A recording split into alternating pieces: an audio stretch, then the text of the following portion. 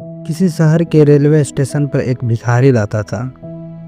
वह वहां आने जाने वाले रेलगाड़ियों में बैठे यात्रियों से भीख मांगकर अपना पेट भरता था। एक दिन जब वह भीख मांग रहा था तो सूट बूट पहने एक लंबा सा व्यक्ति उससे देखा।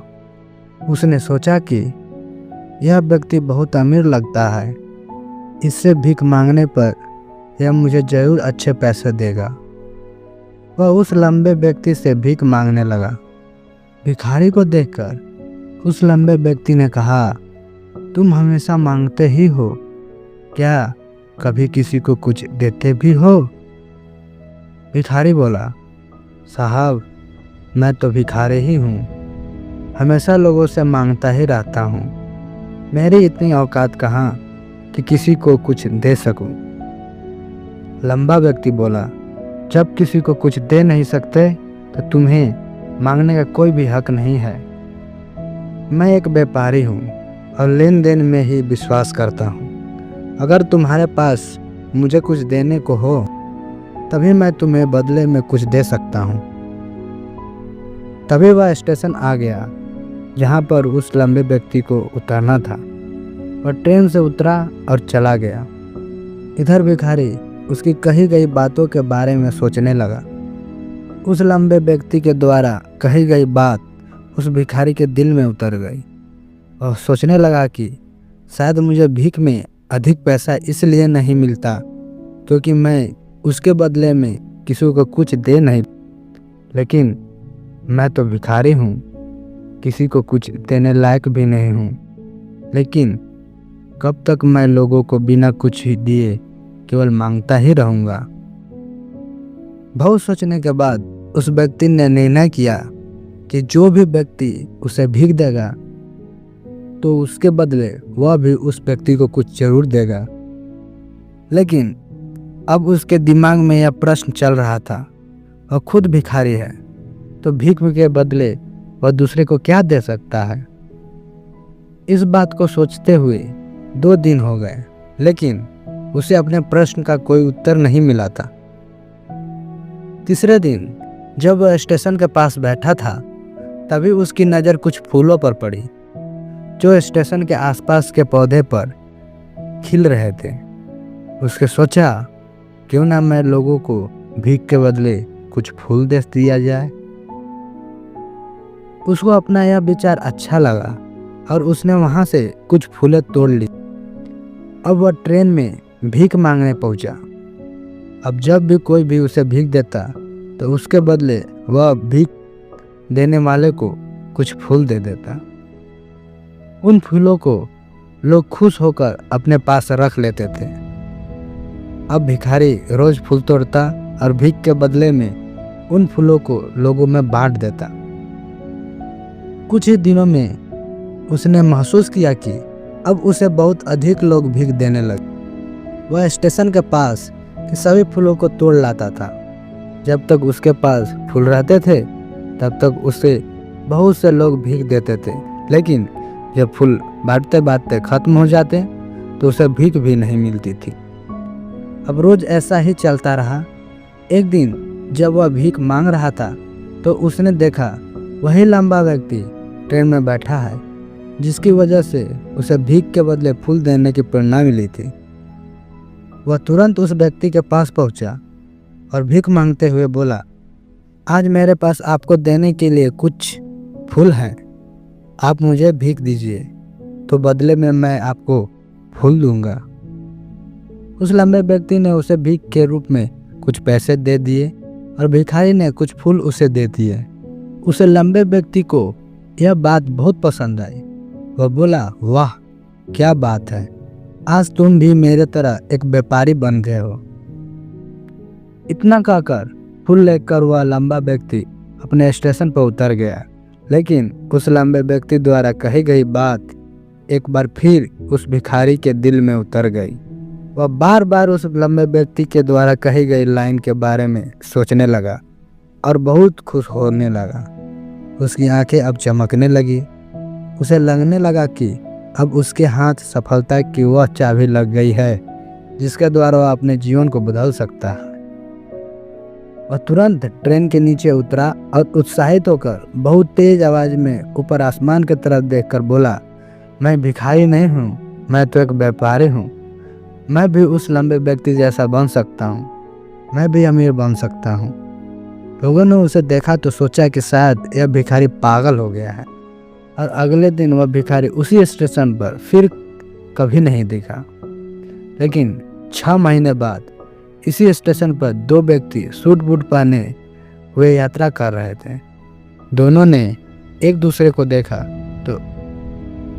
तो उनमें से एक ने दूसरे को हाथ मिलाया और कहा, क्या आपने मुझे पहचाना? दूसरा व्यक्ति बोला, नहीं, क्योंकि मेरे हिसाब से हम लोग पहली बार मिले हैं। पहला व्यक्ति बोला, नहीं, आप याद कीजिए, हम पहली बार नहीं बल्कि तीसरी बार मिल रहे हैं। दूसरा व्यक्ति बोला, मुझे याद नहीं, वैसे हम पहले 2 बार कम मिले थे। अब पहला व्यक्ति मुस्कुराया और बोला, हम पहले भी 2 बार इसी ट्रेन में मिले थे। मैं वही भिखारी हूँ जिनको आपने पहली मुलाकात में बताया कि मुझे जीवन में क्या करना चाहिए, और दूसरा मुलाकात में बताया कि मैं वास्तव में कौन हूँ। दूसरा व्यक्ति मुस्कुराया और अचंभित होते हुए बोला, ओ याद आया, तुम वही भिखारी हो जिसे मैंने एक बार भीख देने से मना कर दिया था, और दूसरी बार मैंने तुमसे कुछ फूल खरीदे थे। लेकिन आज तुम यह सूट बूट में कहाँ जा रहे हो और आजकल क्या कर रहे हो? तब पहला व्यक्ति बोला, हाँ, मैं वही भिखारी हूँ, लेकिन आज मैं फूलों का एक बहुत बड़ा व्यापारी हूँ और इसी व्यापार के काम से ही दूसरे शहर जा रहा हूँ। कुछ देर रुकने के बाद वह फिर बोला, आपने मुझे पहली मुलाकात में प्रकृति का वह नियम बताया था जिसके अनुसार हमें तभी कुछ मिलता था तब हम कुछ देते हैं। लेन देन का नियम वास्तव में काम करता है। मैंने यह बहुत अच्छी तरह महसूस किया, लेकिन मैं खुद को हमेशा भिखारी ही समझता रहा। इससे ऊपर उठकर मैंने कभी सोचा ही नहीं। अब आपसे मेरी दूसरी मुलाकात हुई, आपने मुझे बताया कि मैं एक व्यापारी बन चुका हूँ। अब मैं समझ चुका था कि मैं वास्तव में एक भिखारी नहीं बल्कि एक व्यापारी बन चुका हूँ। समझ लिया था कि लोग मुझे इतनी भीख क्यों दे रहे थे, क्योंकि वह मुझे भीख नहीं बल्कि उन फूलों का मूल्य चुका रहे थे, तभी लोगों मेरे फूल खरीद रहे थे, क्योंकि इससे सस्ते फूल इन्हें कहाँ मिलते। लोगों की नज़रों में एक छोटा व्यापारी था, लेकिन मैं अपनी नज़र में एक भिखारी ही था। आपके बताने पर मुझे समझ आ गया कि मैं एक छोटा व्यापारी हूँ। मैंने ट्रेन में फूल बांटने से जो पैसे इकट्ठे किए थे उनसे बहुत से फूल खरीदे और फूलों का व्यापारी बन गया। यहाँ के लोगों को फूल बहुत पसंद है और उनकी इसी पसंद ने मुझे आज फूलों का एक बहुत बड़ा व्यापारी बना दिया। दोनों व्यापारी अब खुश थे और स्टेशन आने पर साथ उतरे और अपने अपने व्यापार की बात करते हुए आगे बढ़ गए।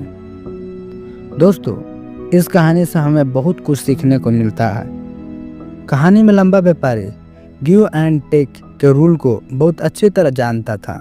दुनिया के सभी बड़े व्यापारी इसी लाइफ रूल पर यूज करके बड़े व्यापारी बन पाए। इस फार्मूला को उसने भिखारी को भी बताया।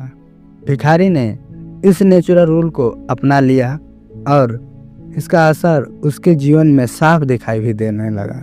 वह जान चुका था कि उसे क्या करना चाहिए, लेकिन अपनी छोटी सोच के कारण वह खुद को भिखारी मानता रहा। वह स्वयं को ही नहीं पहचान पाया, वह अपने आत्मसम्मान को नहीं जगा पाया, जिसकी वजह से वह अपनी थिंकिंग भी नहीं बदल पाया। यह कहानी हमें बताती है कि हम यदि अपना सोच बदले तो कुछ भी हासिल किया जा सकता है। यदि हम खुद को छोटा समझते रहेंगे तो हम हमेशा छोटे ही बने रहेंगे।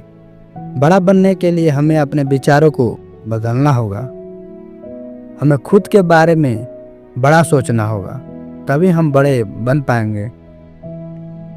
कहानी में भी भिखारी खुद को भिखारी ही समझता रहा और भिखारी ही बना रहा, लेकिन जब उसने पता चला कि वह एक व्यापारी है तो उसके अपना विचार बदल दिया।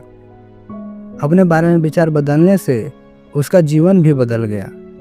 उस लंबे व्यक्ति ने तो केवल उसका आत्मसम्मान जगा दिया और वह इसी कारण आज भिखारी से एक बहुत बड़ा व्यापारी बन पाया था। उस लंबे व्यक्ति के बातों से उस भिखारी के जीवन में बहुत बड़ा बदलाव आया।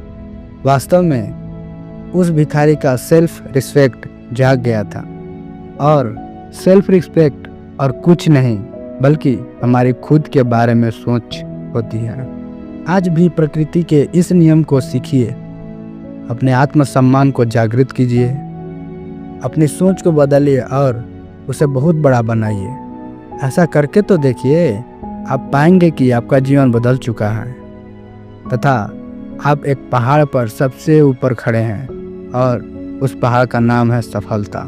दोस्तों, आज की मोटिवेशन वीडियो को आपको कैसी लगी कमेंट में ज़रूर बताएं और अपने दोस्तों के साथ शेयर ज़रूर करें। धन्यवाद।